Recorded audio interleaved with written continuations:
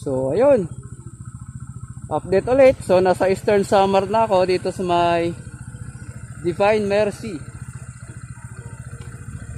Yan, pwede tayo pumasyal doon sa loob hanggang alas 7 ng umaga hanggang 6:30 ng gabi. Ayan yung schedule, oh. Pwede kayo maglibot sa loob. So ayun. So sarap.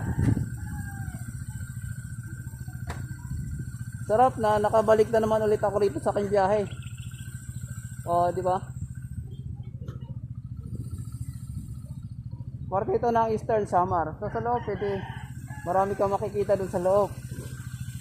Yan, oh. Pero under of construction ang kanilang gate. Yan.